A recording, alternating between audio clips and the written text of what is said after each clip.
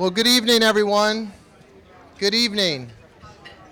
Good evening. Thank you all for being here tonight for our Agenda Alexandria program, Aging in Alexandria. My name's Frank Fannin, and I'm chairman of Agenda Alexandria this year. This is our third program of 8 we're going to have from September through May, and we have a great crowd here tonight, and thank all of you for coming out on a busy week of Thanksgiving. So it's great to see so many interested Alexandrians in the crowd here tonight. Agenda Alexandria has been around for about 22 years, and we have a great following in this community, and we also have great sponsors that help keep all these meetings moving forward.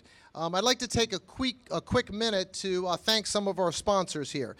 And you can hold your applause to the end. I'd appreciate that. Simpson Development, LaWanda Swope with Sotheby's Real Estate, Honest Air, Heating and Air Condition, FMK Financial Literacy, SunTrust Bank, Gant and Fran Redmond, On Nguyen with State Farm Insurance, and Networking and Engineering Technologies Incorporated. We also have some in-kind sponsors that are very important to our organization, like the T.C. Williams Broadcast Club that's here tonight broadcasting this. Yep, you can hear it for them. All right, thank you. The Hermitage of Northern Virginia that lets us use their facilities here, and also John Renner, the CPA, is where we have our monthly board meetings every month. And we have a great board of 10 people or 15 people that help keep this organization running. So could all the board members in attendance tonight please stand up or raise your hands, and let's give them a round of applause for all the work they do putting these programs together. Thank you so much. And also, we have one of our city council members here tonight, Ms. Del Pepper, if you could stand up and acknowledge us. Thank you for being here, Del. Okay. All right. One little note here. We have a red Ford Escape with their lights on. Virginia tags 3207AX, a red Ford Escape. So if that's your car, please get out there and turn off your lights, okay? All right. And also, hold on, I have a...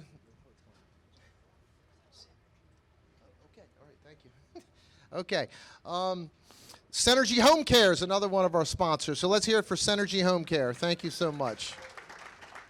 Wonderful.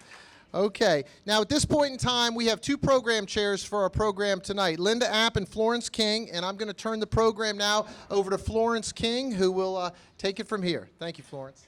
Thank you, Frank. Are you guys enjoying your meal tonight? Can you imagine it's like 2.5 days away from Thanksgiving? And we want to actually double applaud Union Street Public House for in-kind and all the good food for tonight, the potatoes and the turkey and the string beans. And I want to just add, because they are in-kind sponsors, we would love for you to support them. And what is happening on December the 11th, mark your calendars, they're having a special, I'll say, book signing about the different restaurants, and they're featured. It's this book right here, Classic Restaurants, if you love to eat. We have Classic Restaurants of Alexandria by Hope Nelson. And on page 56, they highlight Union Street Public House. It's a book launch, but I want to buy this book tonight. It's about $24 because it tells about all of the older restaurants here in Alexandria. So turn to page 56, but mark your calendars. And what I'm going to do right now is just introduce our moderator for this evening. He was the past chair last year of Agenda Alexandria, but his name is Michael Pope. He's on the stage with us. He's a journalist, and he's a journalist still with the Alexandria Gazette, as well as Public Access TV. So we want to give a round of applause for Michael, and he's going to take it from there to introduce our distinguished guest this evening. Thank you, Michael. All right, thank you so much. So we have an amazing panel this evening. Thank you, Florence. Thank you, Frank. We have an amazing panel this evening, and we're going to have an excellent discussion about aging in Alexandria. I'm going to start by introducing our panelists. and then we are going to jump right into our discussion. So I'm going to start with Mary Lee Anderson here, who is the Executive Director of Senior Services of Alexandria. A Pennsylvania native. She has a Bachelor of Arts in French from Dickinson College in Carlisle, Pennsylvania. She worked in international communications for years, then launched a business as a money manager for older adults. She joined Senior Services of Alexandria in 2011 and became an executive director in 2013. Jane King here, raise your hand, Jane King, is chairwoman of At Home in Alexandria, a nonprofit organization that provides practical, social, and emotional support to Alexandria residents over the age of 55. She developed an interest in creating livable communities for aging while working for AARP. She's a former chairwoman of the Alexandria Commission on Aging, where she spearheaded the development and implementation of the Alexandria Strategic Plan for Aging. Then we have, are we missing one of our panelists? Well, Dr. Vivek Sinha is over here, is a medical director for the Silverado Memory Care community, a native of St. Asaph in Wales. So now here in Alexandria we have St. Asaph Street. This guy was born in St. Asaph over across the pond, where his family immigrated to America when he was a child. He attended State University of New York at Stony Brook and worked as a firefighter before earning a doctorate of medicine at Saba University School of Medicine in the Caribbean. In 2014, he opened Bellevue Medical Partners in Old Town Alexandria, a practice that provides house calls for seniors who want to age in place, including, by the way, seniors in this building. He's done house calls here, right here in this building. I think we are missing one of our panelists, so let me bring out my handy iPhone here for the rest of the story. Please talk amongst yourselves while I'm looking up this stuff.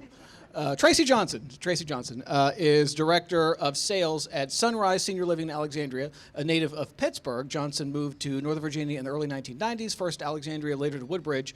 She has a Bachelor of Arts in Communications from the University of Pittsburgh and a Master of Arts in Human Resource Management from Keller Graduate School of Management. She worked as Director of Admissions at DeVry University Keller Graduate School of Management before working in the senior living industry. So a really excellent panel of people who have all kinds of deep knowledge about this subject matter. So a round of applause for our panelists.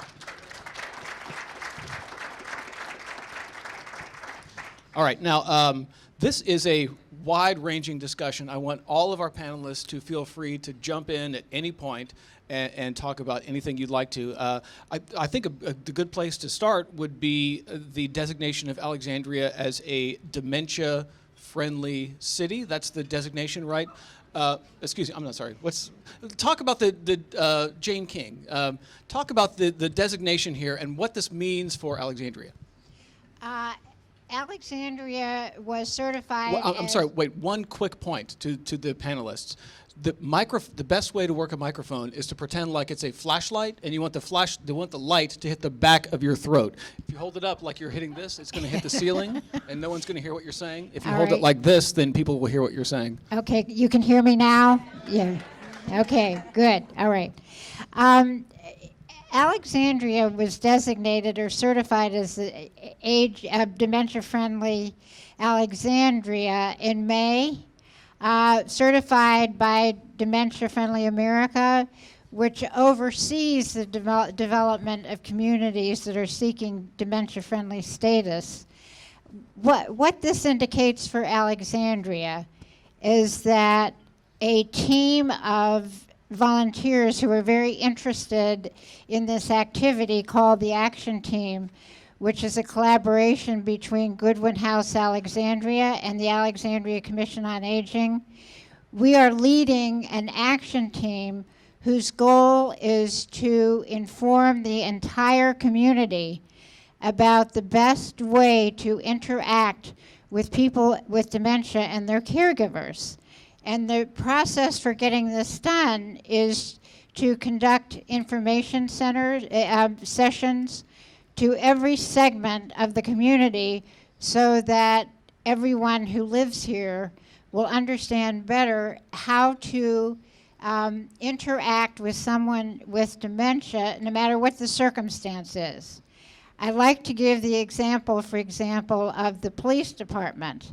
They have already been informed about the best way to do this, and they now know that if they are encountering someone who appears to be lost or confused, that they need to be very patient, perhaps to wait 20 seconds to a minute before they get an answer from that person.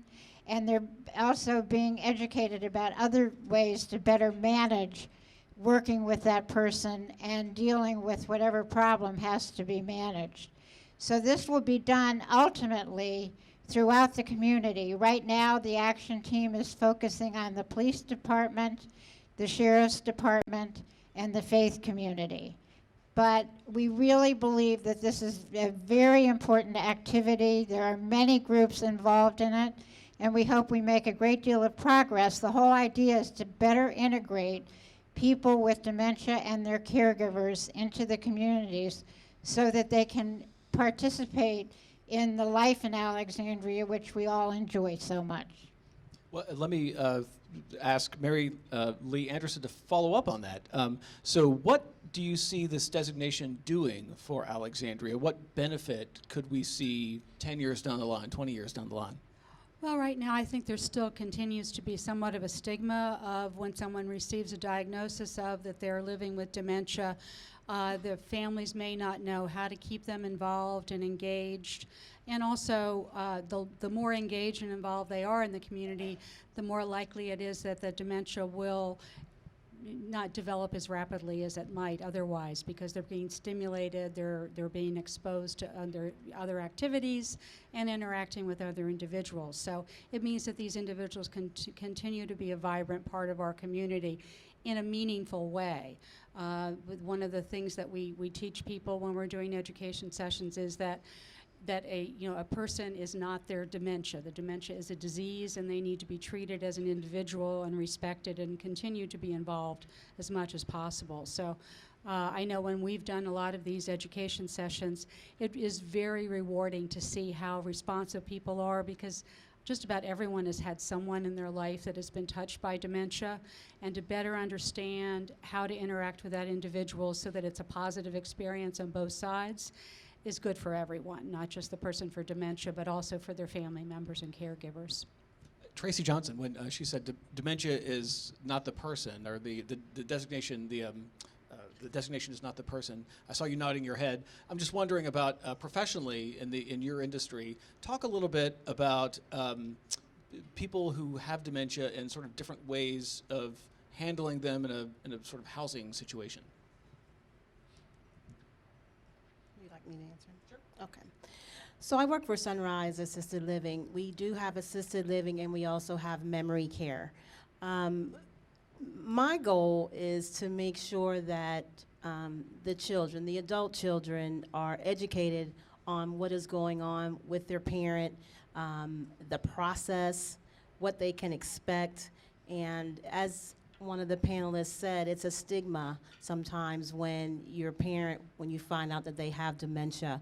And so what we try to do is educate anybody that walks through our door. Yes, I am a director of sales, but I'm more of an educator. I'm trying to explain to the adult children what's happening with their parent, different ways to speak to them, and the expectations of their parent at this point in time. And so that's what I do, first of all, when somebody comes into my door. I'm not walking them around the community. I'm sitting down with them, and we're talking, and they're telling me exactly what's going on in their family. And from there, then I try to help them make a decision on which way to go. And it's not always assisted living, that's the decision, but it's a choice. It's a choice that the family has, and so I'm mainly educating them on the process and what to expect from their parents. So a quick follow-up question before we move on to the doctor. Talk a little bit about the mechanics of having a building. Like there's signs around the elevator, and you want to make sure that people know how the building works. Explain how that works. Well, we do have residents in assisted living that have dementia, and so and then we have our memory care, and it's a full floor. And so on our memory care floor, we have different colors, for the residents. We have different life stations for the residents. When somebody comes into the community, they do a resident profile so that we understand exactly what's going on with that resident, what they liked, what they did in the past. And so when they come to our community, we're not just trying to figure out who they are. We already know who they are. And so we try to make a plan, an action plan to how we're going to stimulate them, how we're going to take them to that next level. We don't want them to come into the community and everything stops. We want to take them forward. If they used to be a flower arranger, then let's continue doing that. Let's not have them stop doing what they know to do. So we want to know them so that we can continue and have them thrive. We don't just have our residents just sitting. We engage them in singing, in music, in artistry. They do art. You know, they may not have ever done art before, but when they come in, they'll try to do art. And so they come in sometimes and they're very sheltered and they're quiet. And then as the time goes on and they get to know the staff and they get to talk to the other residents and they see other residents like themselves, then they start opening up and trying different things. So it's amazing to watch. But we have to be trained and ready to take care of our residents. We train every month. I'm in sales, but I train in how to deal with families and, well, the actual residents that have dementia. I have to train as well because I deal with the residents. So those are different ways that we get to know the residents and how we can assist them. Right. So, Dr. Sinha, give us the latest in terms of dementia. Is there a cure? Do you see a cure coming down the line? Sort of how can people prevent this in their own lives and the lives of their loved ones? Yeah, talk a little bit about the medical side of this. Sure. So dementia is one of those conditions where you cannot be a provider in this country, a healthcare provider, and not have experienced the effects of dementia. It is in epidemic proportions that we are seeing, and there's multiple reasons as to why we're seeing it. As far as can it be prevented, there's a lot of research, a lot of smarter people than me out there working on what exactly causes dementia. Because we don't know 100% what causes dementia, it is difficult to prevent dementia. We do know that there are many different types of dementia. I know people, when I talk to patients and family members, they equate dementia to Alzheimer's. And Alzheimer's dementia is a type of dementia, but there are other types of dementia as well. Certain dementias can be exacerbated or caused by medical conditions that may not have been taken care of properly throughout their life, such as high blood pressure, strokes, things like that. So there's a lot of research being done about trying to find the cause of dementia. And once we have that, then we'll be able to talk about prevention. Prevention is the best treatment, actually. So there are some treatments that we have for dementia. Because dementia is a very progressive condition, it progresses at different rates for different people. And sometimes it progresses faster, and sometimes it progresses slower, depending on what's happening. An early diagnosis of dementia is always helpful. There are certain medications that can be used. Nothing really reverses dementia, unfortunately, but there are some medications, there are some environmental changes that can be done that can slow the progression down. And that's what we know right now. Hopefully we'll know more in the next 5 years. What about strategies, things that people in this room can do? So being healthy, now what that means is basically controlling your blood pressure, knowing that what happens in your body affects the mind, and what happens in the mind affects the body. So we have to look at a holistic approach when it comes to healthcare. We cannot be reactionary in our healthcare, and that's what we are now. That's what my training was very reactionary. We have to focus on preventative care, and if we focus on preventative care, we're getting daily not daily checkups, but yearly checkups. We're following up with our primary care or our specialists to make sure that our numbers are good. Blood pressure, cholesterol, These are the two most important factors that we can, if we can control, then we can really decrease our chance of having conditions as we get older. All right, we're going to move the conversation along, and I wanted to make sure all of our panelists know you can jump in at any moment or wrestle the microphone out of the hand of the person next to you. Definitely want to make this a conversation like, yes, go for it. Well, I just wanted to make sure that everybody was aware that when you become eligible for Medicare, you can get an annual evaluation related to dementia. So if you when you turn 65 and you're eligible for Medicare, ask your physician to do a baseline evaluation.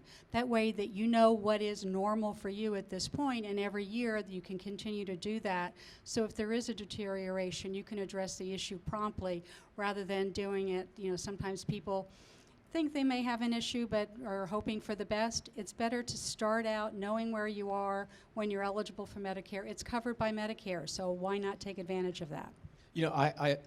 Jane King, go ahead.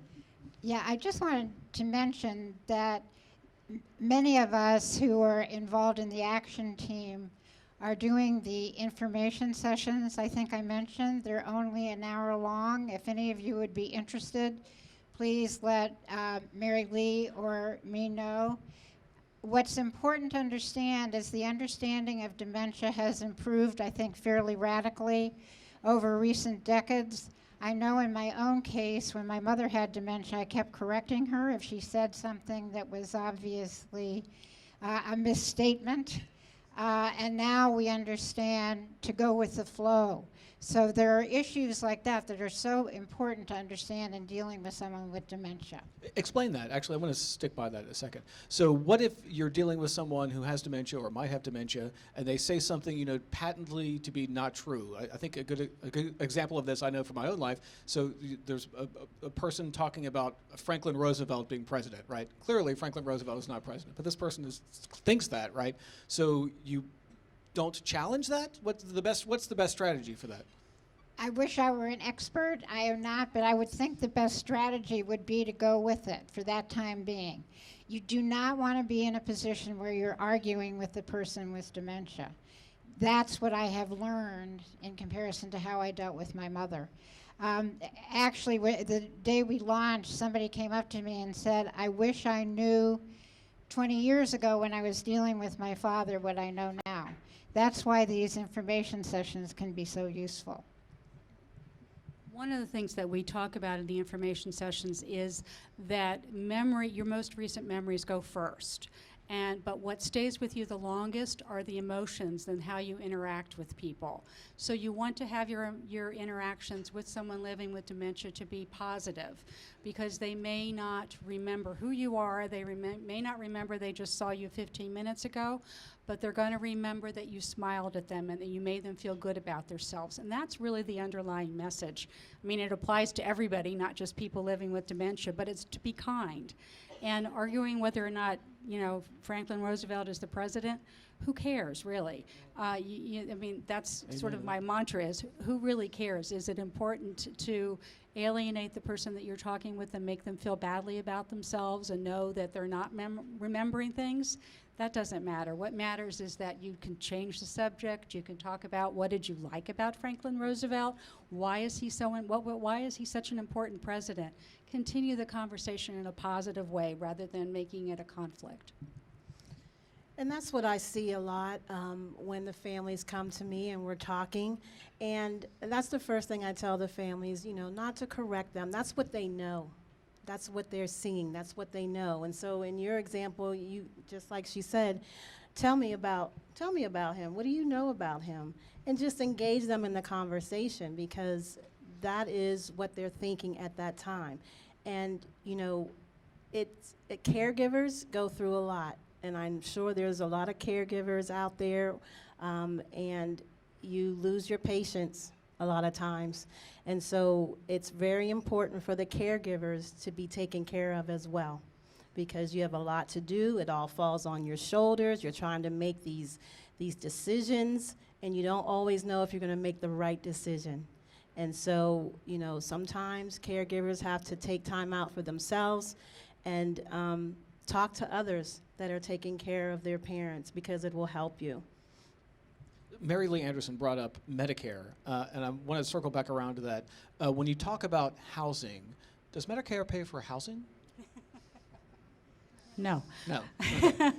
There's a short answer for you. When you're talking about assisted living or retirement communities, I think if everybody in this room just understands Medicare is not going to help you with that. The only time that the government will step in and help you with those types of costs are if you're on Medicaid, and then you're going to hope that you can find a facility that has Medicaid beds that are available for you at the time. But if you're counting on Medicare to take care of you when you're going to go into assisted living or a retirement community, think again, because that's not going to happen. And now, Tracey Johnson, you have these conversations with people all the time, right? To talk a little bit about your experience with talking to family members and what they know and what they think they know and the realities you have to confront them with.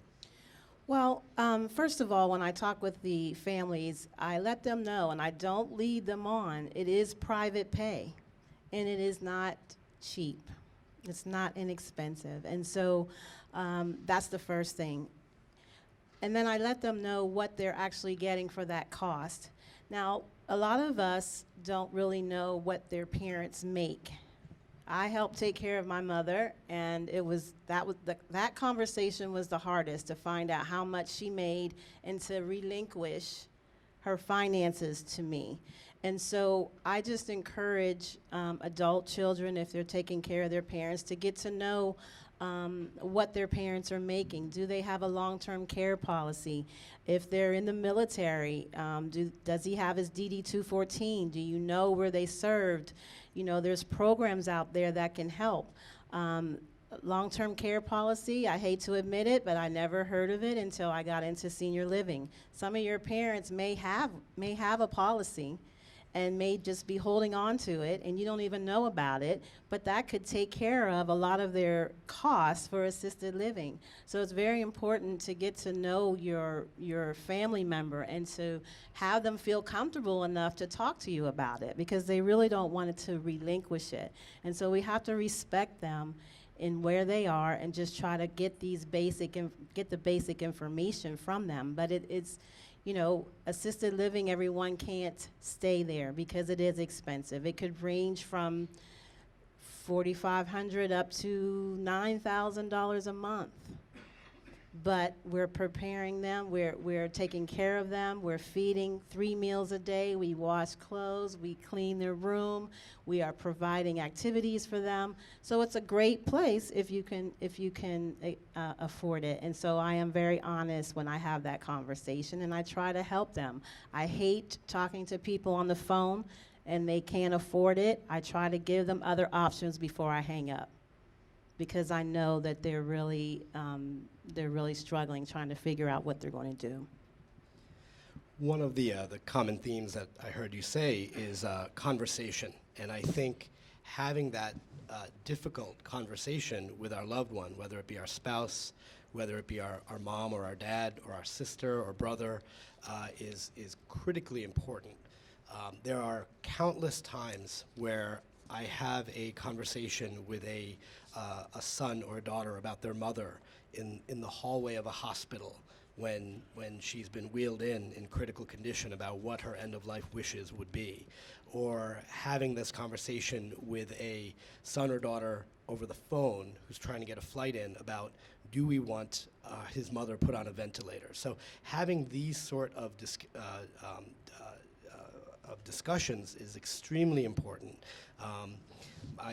We have 2 boys, and my wife and I, we still think that we're young. So, but just thinking about our end-of-life discussions, when we had children, we decided that we were going to have our medical power of attorneys, our living wills, all the paperwork is set.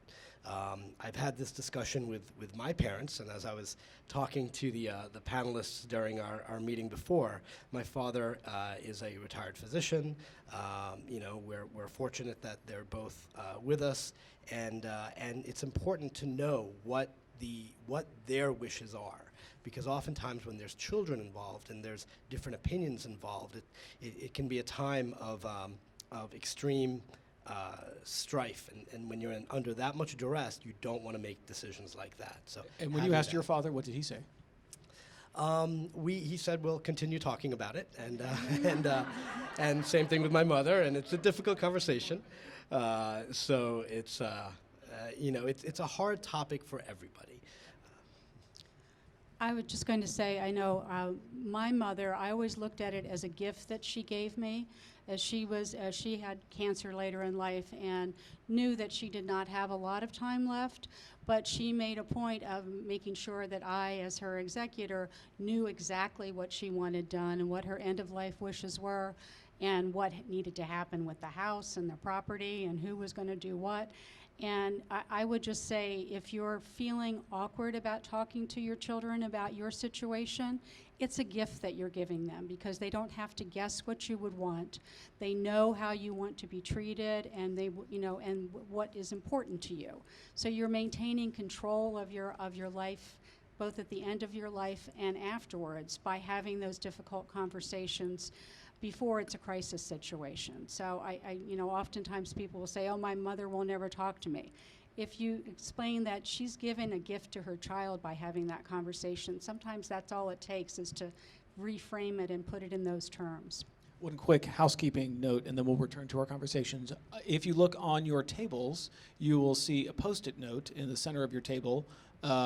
Write your questions on the Post-it note, and our board members will circulate around the room and grab them and bring them up there to me. So raise your hand if you're a board member and you're going to circle around the room and grab the way in the back here. We've got Linda App. She's going to grab your questions. Alfaro is in the back. He's going to grab your questions. So if you have any questions that you want brought up here, Florence King is going to Florence is going to bring your questions up here. So please write your questions down and bring them up here. I want to go back to the info sessions. And this would be for Mary Lee Anderson and Jane King. So they're not training sessions, right? They're information sessions. Talk a little bit about what the sessions are and are not, and maybe even a sort of a brief version for our audience here. Like, what's the best things they could know? Well, the basic purpose of the information sessions is to take the participants clearly, for example, through the stages of dementia, as Mary Lee mentioned. Also, the current environment in terms of understanding dementia. And then a good portion of it is about how to interact with someone who has dementia.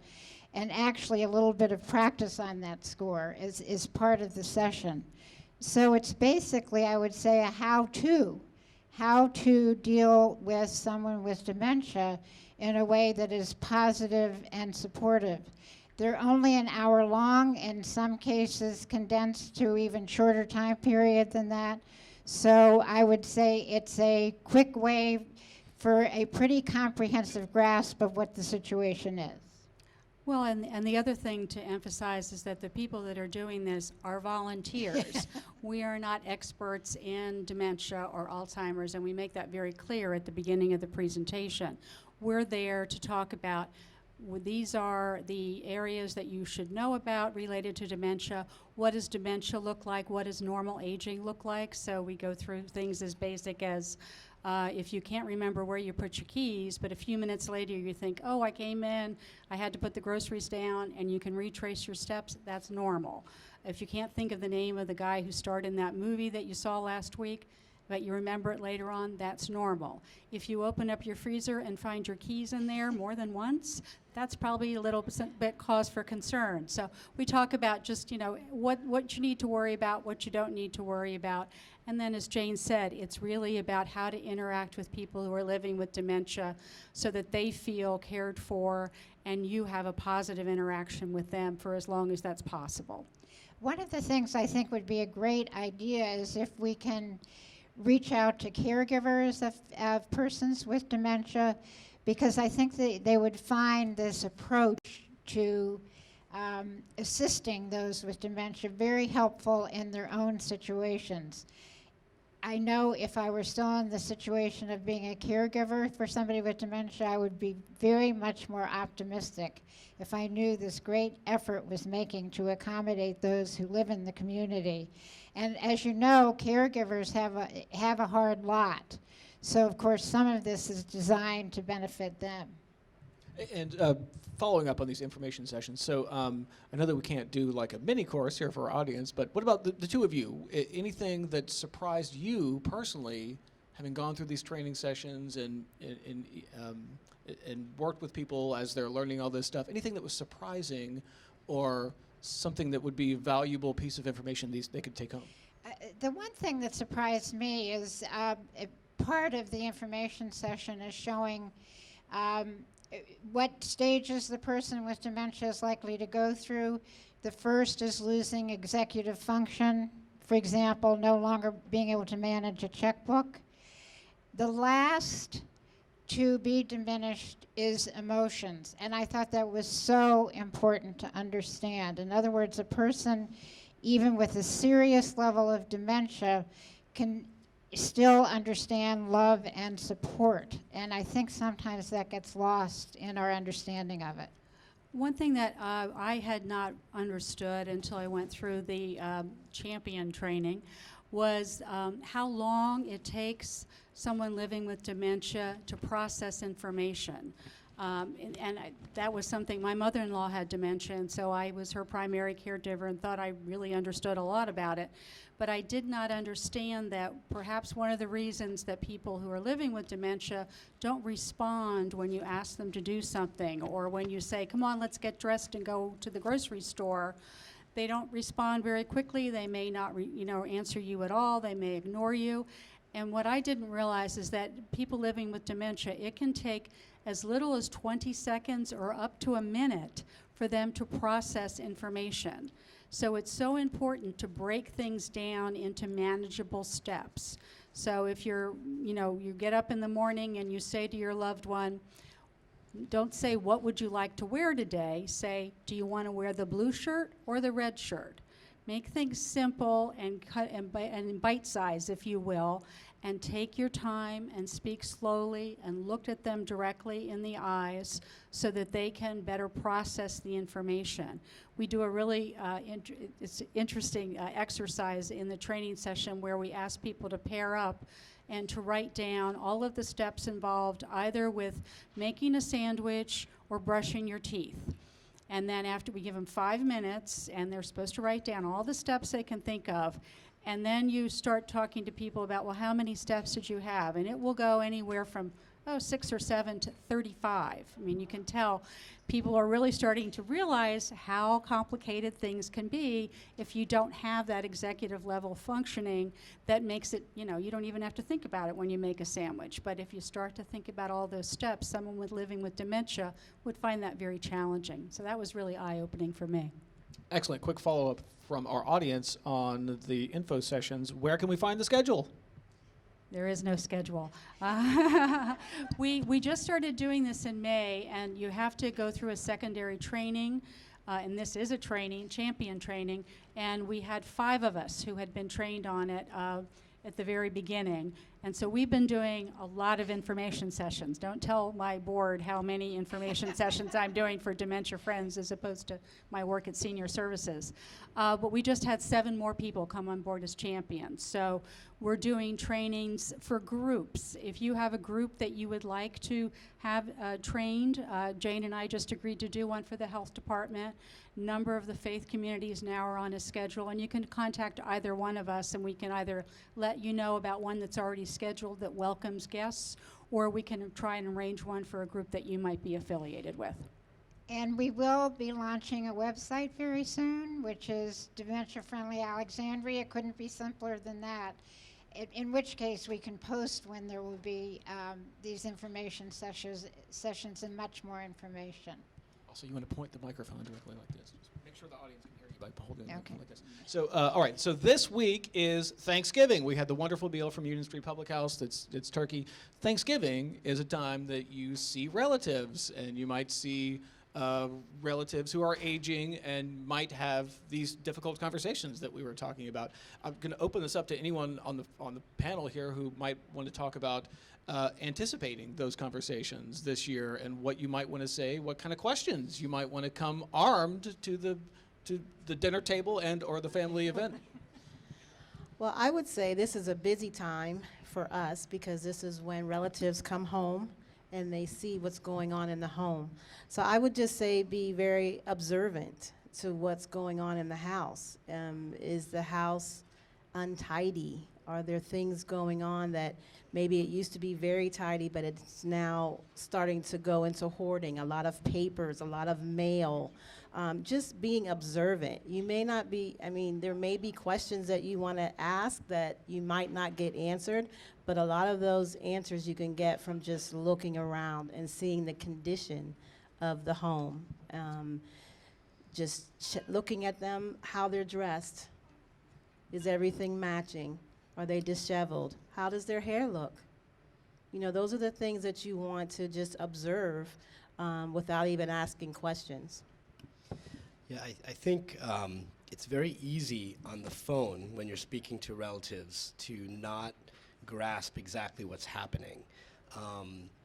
Dementia and memory loss and decreased cognition is scary.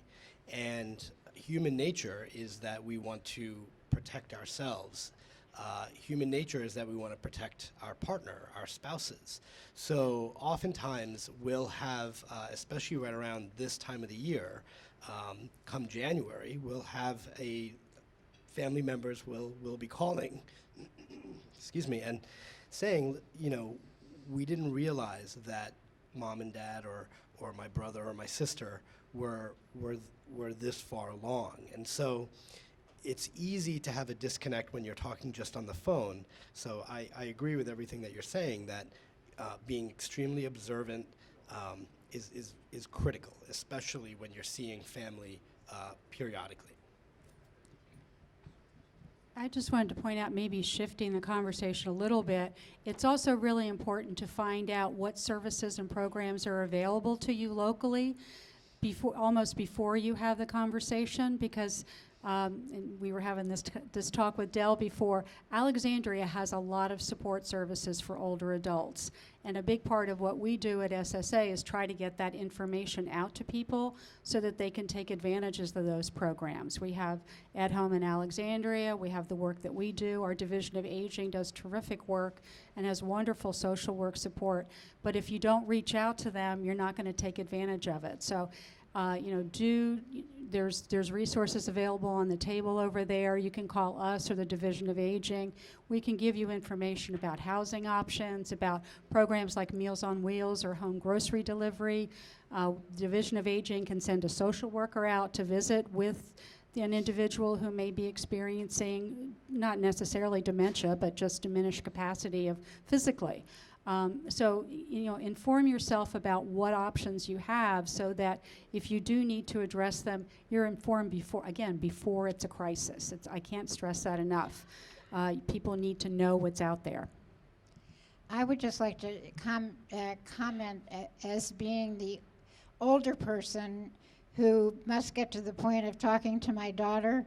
I think in fairness that it's so important that they understand what our circumstances are, what our finances are, what kind of legal action we should take, such as an advance directive, power of attorney, and so forth.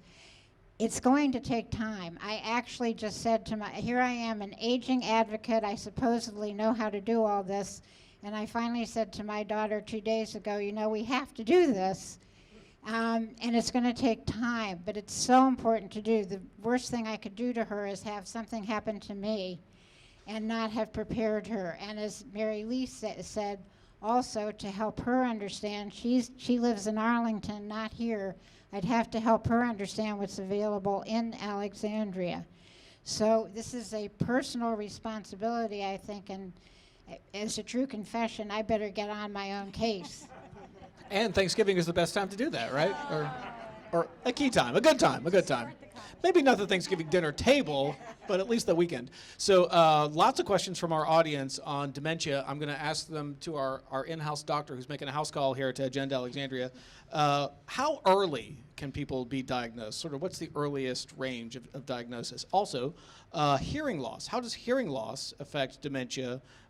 And then also gender. Is either sex more prone to dementia? So I'll throw all of those at you, doctor. The earliest age, hearing loss, and or gender differences. So my panelists, feel free to jump in if you'd like as well. So there is something called early onset dementia, and we can see patients diagnosed in their 40s with dementia. And if that happens, the prognosis is usually not as good. The biggest question that I'm often asked is this normal aging or is this dementia?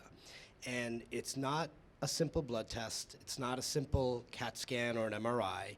It's a full-on discussion with your physician. It's ruling out other conditions that can mimic dementia, making sure that the thyroid is okay, making sure that somebody's not having mini strokes, making sure that somebody's blood levels are okay. So once we check things that we can fix, that's when we start focusing on could this be dementia. There's multiple diagnostic tests and that we can administer.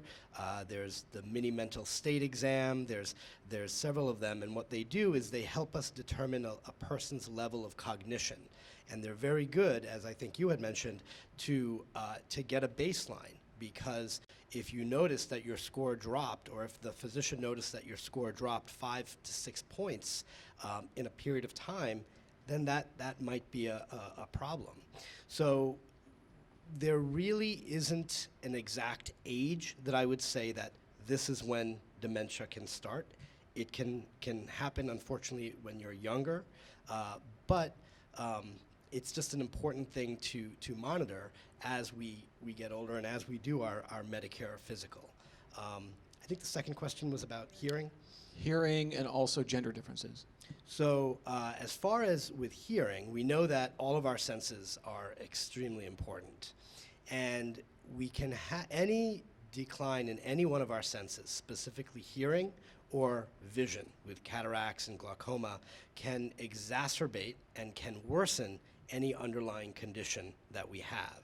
So hearing loss does not cause dementia. But if somebody has a mild level of dementia or a mild cognitive impairment, and if you give them hearing loss, or say they have a lot of cerumen or wax in their ears, or say they need a hearing aid, their symptoms may worsen and it may exacerbate. And once we determine that, once we clean out their ears or once we get them a hearing aid, their symptoms may get better. So I don't know if that answers the question that the person intended to ask, but hearing loss does not lead to dementia. And then as far as the discrepancy between the sexes, male versus female, men don't go to the doctor as often as women do. We have a hard time. I know that I was joking around saying that I need to get my physical done, so I haven't been to the doctor recently. But I don't know the specific breakdown between male and female. All the literature that we've seen has to do more with the age and comorbid conditions. So really, it's anybody is at risk. Anybody else want to jump in on that? Leave it to the doctor. Okay, good. So several questions. And by the way, another housekeeping call. We want your questions. So there's every one of your tables has a post-it note. So write your questions down, and we've got our people. Raise your hand again. Our board members who are going to walk around and get your questions. So please write your questions down and bring them up here. We have several questions here from the audience about what the city can do. One person notes that his or her neighbor might be taxed out of their homes. What, if anything, is the city doing? What can the city do to improve the welfare of low-income elderly who do not suffer from dementia? And then also, how is Alexandria preparing to handle the escalating care needs for the aging population? So a number of questions here aimed at the city. What is the city doing? What isn't the city doing? What could the city be doing? Well, oh, sorry. The city of Alexandria works hard to accommodate the aging population. We have identified problems. The Commission on Aging has developed an age-friendly plan in an effort to support the city council and our city government in making sure it will meet the needs of a growing aging population. There are problems. I think you probably know what some of them are. We have insufficient affordable housing, very insufficient, like lacking something like 15,000 units of affordable housing. We're also lacking in accessible housing, which the basic definition of that would be housing that somebody who's aging, may have mobility limitations, can still use. That would include wider hallways, for example, a no-step entrance so that somebody in a wheelchair could access the homes. The city council approved the age-friendly plan, certainly understands, and I understand the current city council is very concerned about the lack of affordable housing, but as I mentioned, added on to that is the need for accessible housing. And when you think about Old Town or Del Rey, obviously that housing is not accessible. So what is needed is more housing that people can move into, downsize. What is severely lacking in Alexandria, and I seem to be sticking with housing here, is affordable assisted living. It's very much needed. The Commission on Aging has been working on that for years. What is needed, unfortunately, to get this done is free land, and you can imagine that with the density of the city now, it's hard to come by, but very much needed. Across the board, the city council has been supportive, and for example, in terms of transportation, we have a program of paratransit that accommodates people who have a disability that requires special transportation. Also of great concern is accommodating the needs of our very diverse population. So all of these issues have been accounted for in the plan, which the City Council agreed to unanimously. If any of you are interested in seeing that plan, just go to the website of the Division of Aging and Adult Services and you'll see the plan, and I'll hand this over to Mary Lee because I'm sure she'll add to this. Well, you're talking about what's available now, because obviously there's not enough affordable housing and not enough affordable assisted living, but I'm 65, I don't think there's going to be enough in my lifetime. So what do you do in the meantime? There's two things that are really important. Again, I'm going to keep drumming on this issue, but find out what's available to you from the city. The city offers property tax relief. Find out whether or not you qualify. You might be surprised. It's based on your income level. It's not based on the value of your home or where your home is in town. Take a look at the city website. It's really easy to read to see whether or not you qualify, and it's scaled. So you might not qualify for 100%, but you might qualify for 50%. Take advantage of it. I've had people say to me, oh, I don't want to fill out all those forms. They want all my personal income information. Well, I certainly hope they do, because you want to make sure that the people that need it are getting the program. So take advantage of that. The city also offers help if you need to modify your home. You can get a loan that is paid back basically when you sell your home or when you pass away, if you make significant modifications to your home in order to make it more accessible. Even if you have a rental property, you can get help from the city to have a ramp put into your home or grab bars, and these basic things are so important. We live in an old house in Rosemont, and my husband is not going anywhere no matter what I tell him. So we just decided to take out a home equity loan, and I said, if you're going to make me stay here, We're going to put a new roof on. We're going to get wheelchair accessible doors in the basement. And he's basically on notice that when he goes into a wheelchair, he's living in the basement. So, but you've got to think about stuff like that. You're laughing, but it's true.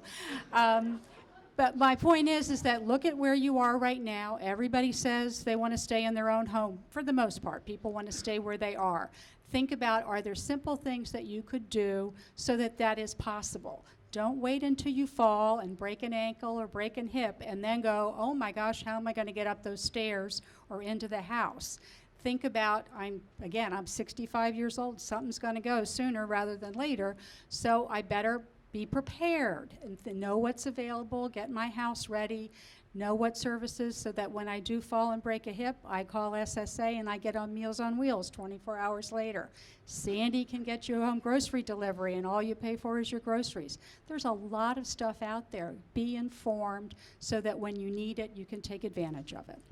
I would also like to add that the Alexandria Division of Aging and Adult Services offers amazing support to those of us who are aging, and especially important, I think, to all of us is their information and referral service.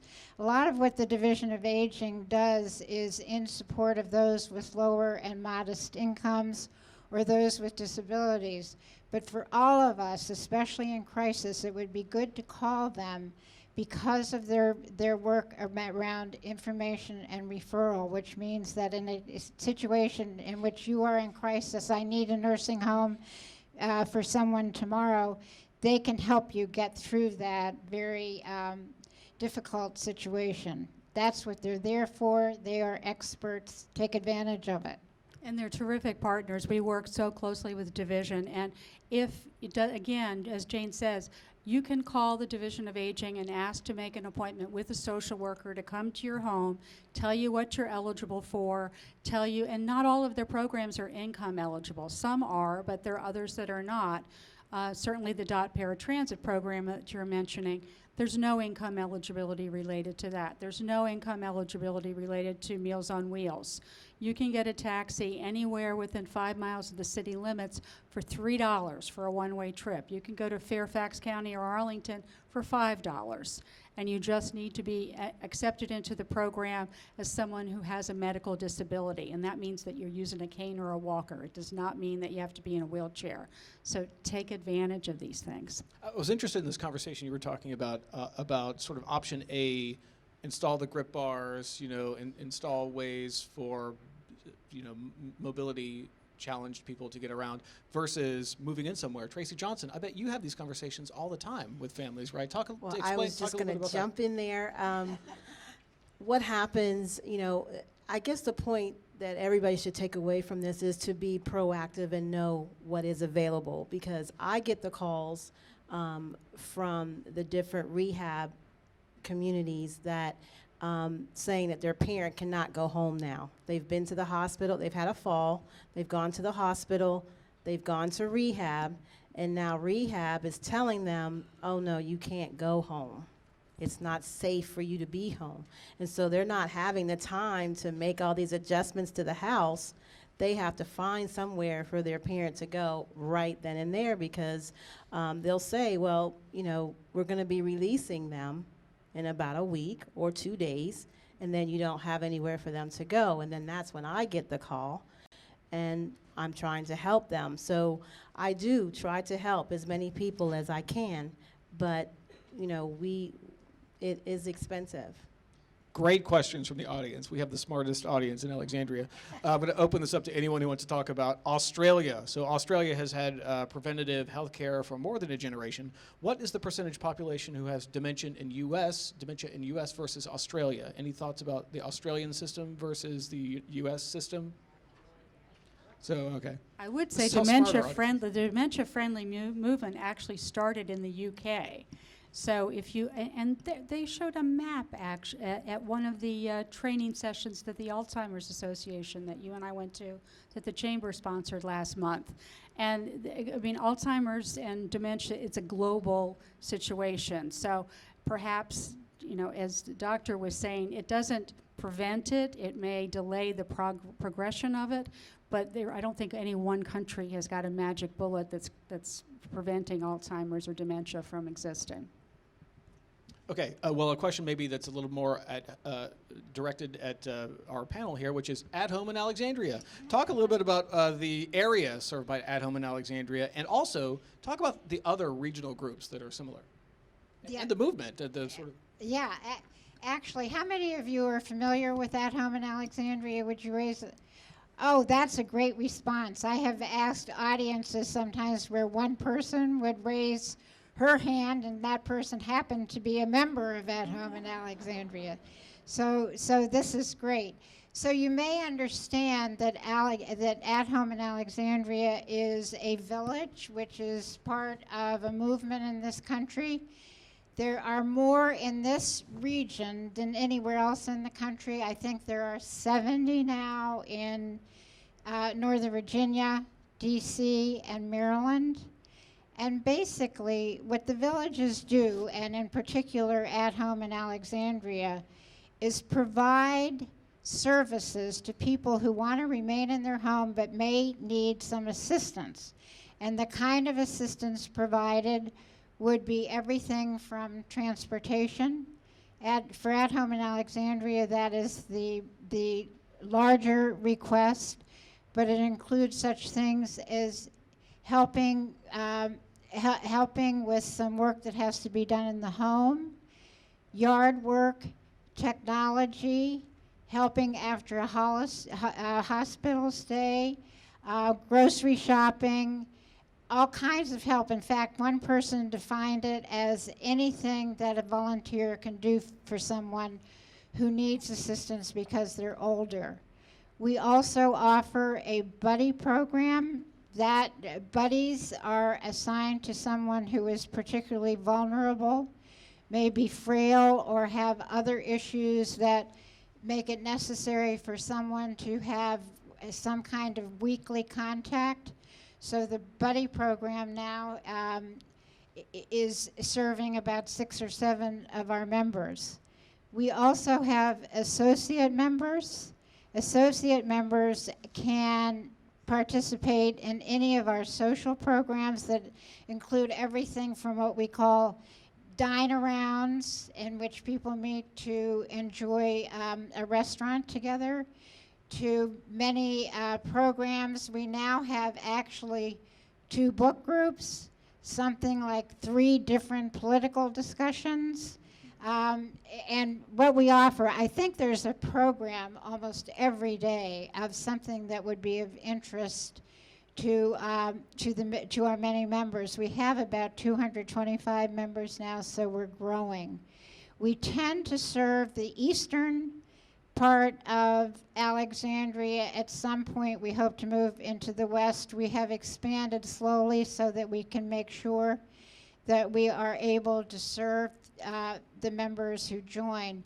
Those who are associate members are not entitled to the services such as transportation, technology assistance, and the many other services that are provided. So I know there's a sister group down in Mount Vernon at Home. I've spoken to them a number of times.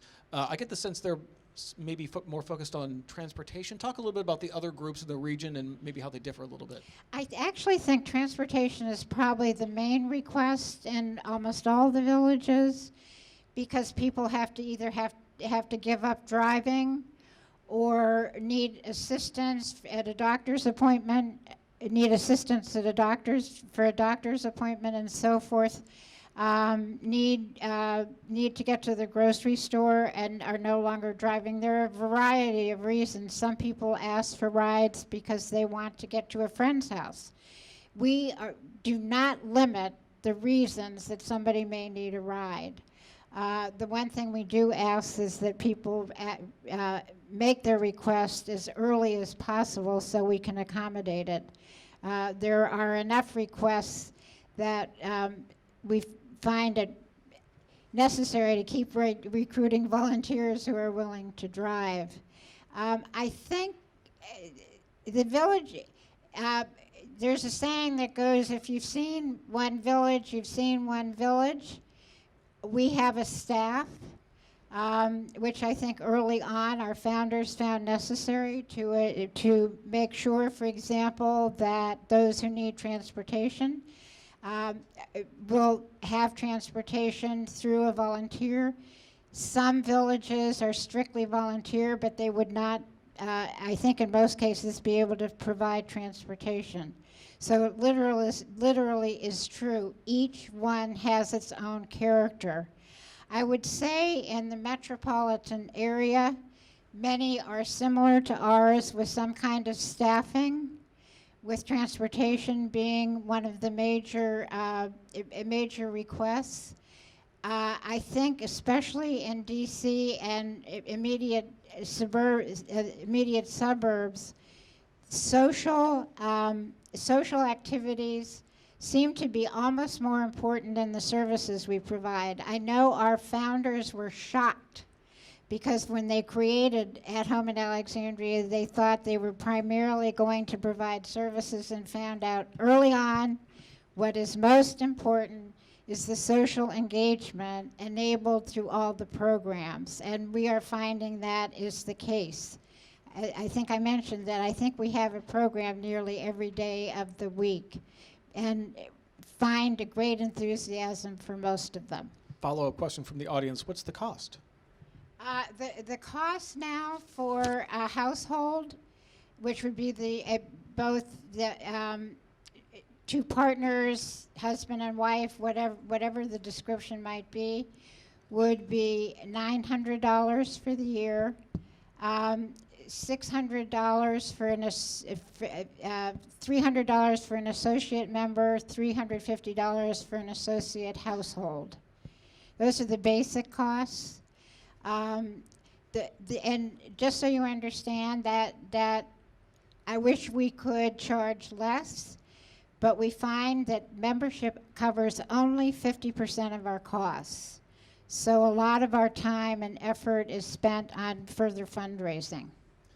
So question from the audience I'm going to throw open to the panel in terms of anyone who might know anything about this or have something to say about it, about driver's licenses. So what are the current Virginia laws on driver's licenses and renewal for people who are elderly? Any thoughts? Yeah, it's a question that we're asked often, and usually I'll give you the scenario that I see it. It's usually the adult child that brings their father or their mother into the office, and they'll pull me aside and they'll say, "We need to take away Dad's license." So that starts a discussion, which sometimes spans over several visits because an answer may not come at that visit. But you know the DMV, and I don't know the exact DMV guidelines, but I can tell you that there is vision tests obviously that have to be done. The vision test is a little easier in my mind. What I find a little bit more challenging is the cognition component, the memory component. Vision is a little black or white. If your vision is failing, then you need to correct it. But if they pass the vision test and the DMV does give the license, then the question is, does the person have the cognition? Does the person have the memory? Does the person have the executive function necessary to safely operate a motor vehicle? And there's no magic recipe to address it, but I think the scenario that I see is that it's usually somebody other than the driver coming in and saying that, listen, we really need to get the driver's license taken away. I don't know if anybody else has had any experiences or. Well, personal experience, when my mother-in-law moved up here because she had dementia and we needed her to be closer to the family, she had a car that she had been leasing down in Florida, and we obviously did not bring that up with her. And I took her to DMV to get an ID card because she wanted to continue to vote. And we went to the DMV and we'd filled out all the forms, and I was standing at the desk with her, and the attendant said, "Are you sure you don't want a driver's license?" She asked her that 3 times. And, you know, we were so happy because she had agreed that she didn't want the expense of bringing the car up. We all knew that it wasn't safe, but it hadn't been a battle because we had the long distance involved. And here this person from DMV, I wanted to just shake her because she was messing everything up that we had orchestrated. Fortunately, my mother-in-law just looked at her very confused and was like, no, I just want to be able to vote. I don't need to be able to drive. I would say that, again, being in Alexandria is an advantage because it's 15 and a half square miles, and you have a lot of transportation options in this city that make it not so difficult to get around. Not only do you have the traditional ones like basic taxi and Uber and Lyft and the bus system, but you also have DOT paratransit that I mentioned before, the senior taxi program that the Division of Aging offers, and then of course if you're a member of AHA, you have that too. So again, to be informed about all the different ways to get around, we just did a speaker series event last week on travel, and we featured, we had somebody from Dash come to talk about the Dash bus system and how they're making it much more easier to get more and more buses on routes that are frequently traveled, but they also brought a bus so that people could see how comfortable it is, how accessible it is, and really something that if you're an older adult is a really viable travel option. Questions about long-term care. I'm going to throw to Tracey Johnson here. What are the key features to look for in your long-term care policy? Also, any insurance carriers in a not-for-profit mode as compared to for-profit long-term care? And then a related question, how much nursing home care does Medicare cover?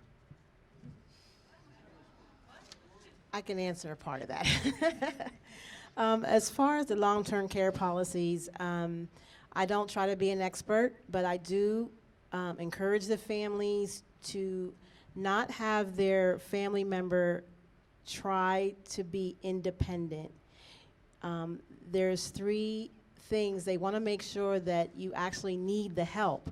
So if you have your family member saying that I can do all of these things, then they're not going to give you the insurance. You're not going to be eligible for it. So that's what I always tell the families. Please make sure that there's 2 or 3 things that your person needs help with, or else they're not going to give it to you.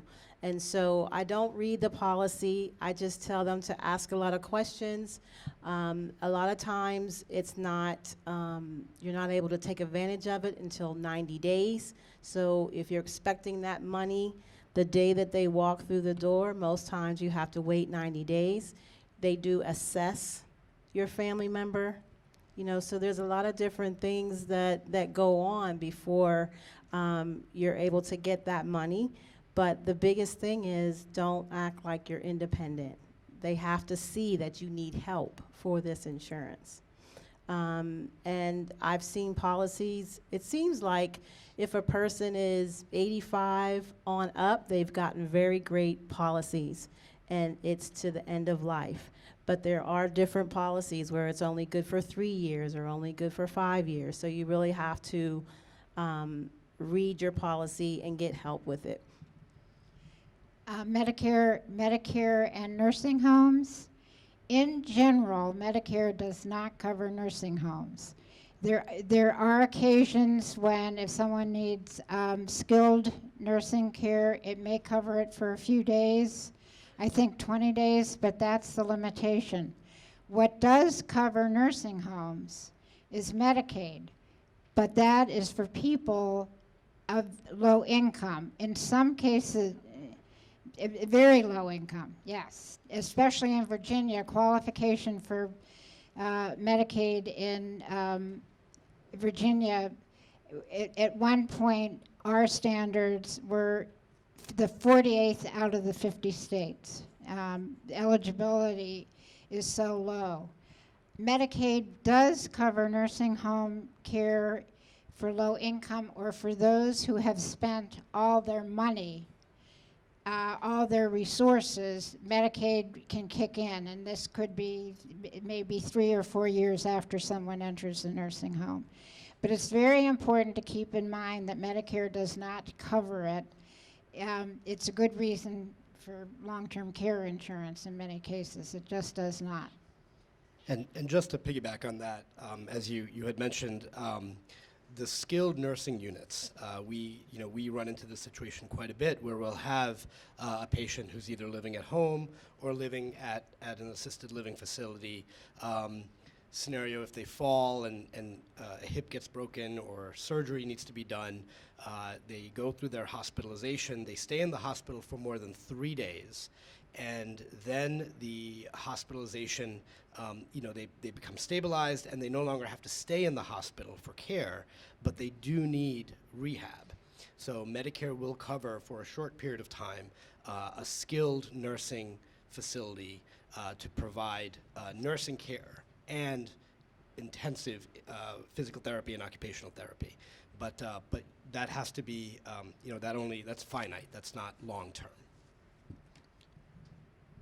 One of the things to consider is whereas Medicare doesn't cover these things, you can get deductions on your taxes for some of the expenses associated with particularly a nursing home facility. So that's something that you might want to address with your tax advisor as to what's eligible for tax deductions.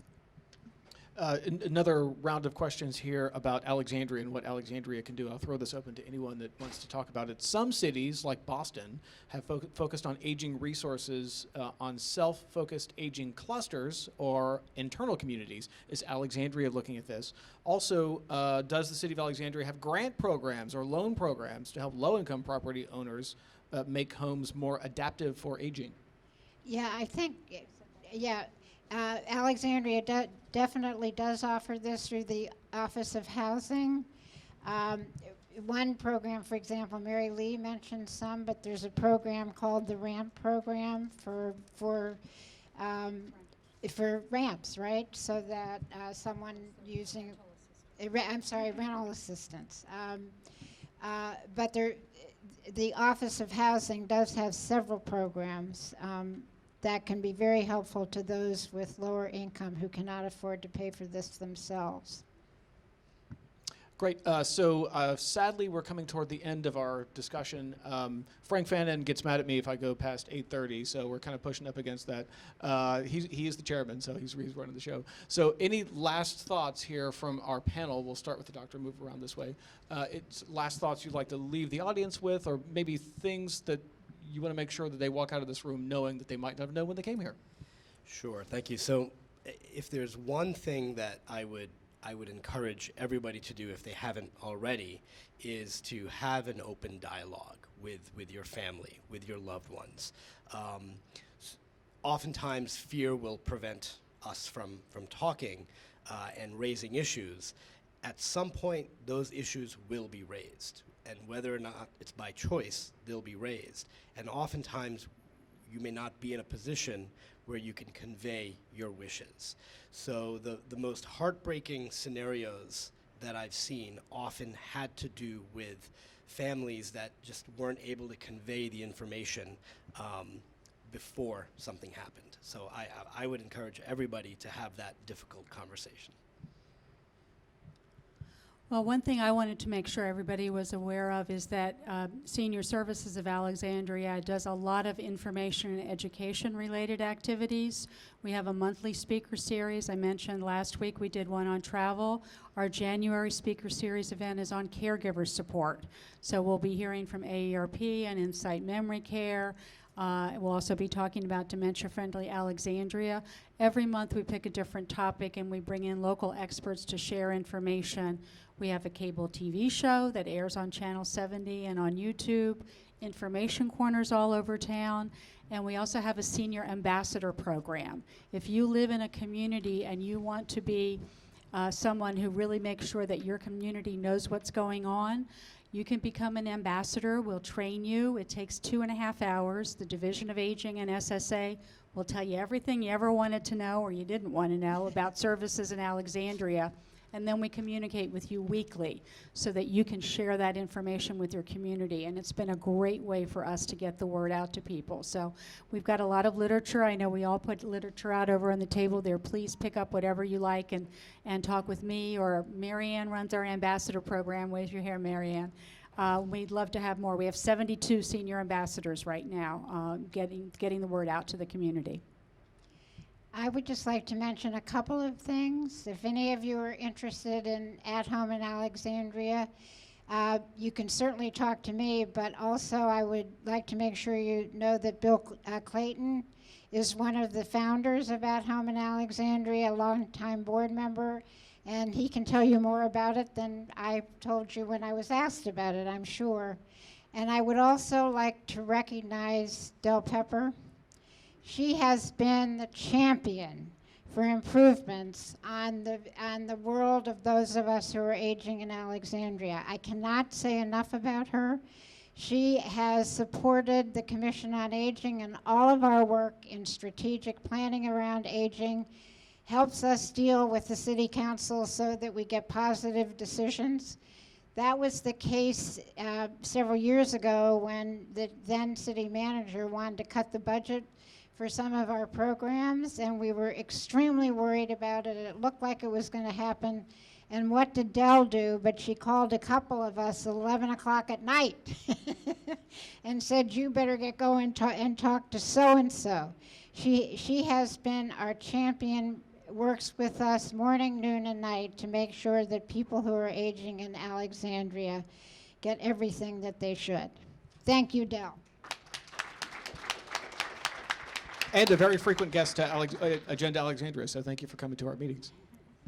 Okay, I'd just like to thank everyone for allowing me to be on this panel. Sunrise is here to help our seniors. It's an option. It's not for everyone. And so I'm just asking that people are proactive. If they want to come and tour, a lot of people don't even know the difference between a nursing home and an assisted living.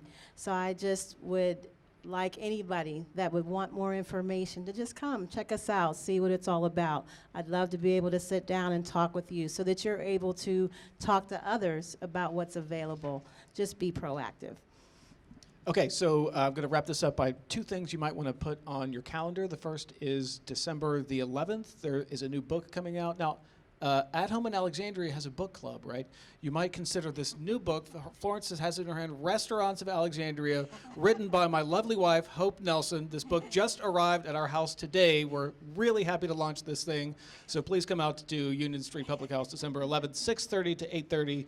The cost of the book is $24. The other thing to put on your calendar is on your table here, the Agenda Alexandria program guide for our upcoming season that we're in now. Our next meeting is not until January, no meeting in December, so Merry Christmas, everybody. Happy Hanukkah. Our next program is January 27th, and it is about the Virginia Tech Innovation Campus, and that is going to be a really excellent panel, so we're all looking forward to that. And it's going to be at the Salvation Army building in Del Rey. We're really excited also to go back to Del Rey. The last time we were in Del Rey, we had a capacity crowd that was huge, filled up the building. So hopefully we can get that again for the Innovation Campus. And then we also have former Vice Mayor Bill Cleveland is with us. So thank you for joining us, Mr. Cleveland. All right, so that is our evening. I'd like to thank our panelists, thank our audience. Have a wonderful evening. Have a great Thanksgiving, and we will see you next year at Agenda Alexandria in January. So thank you so much.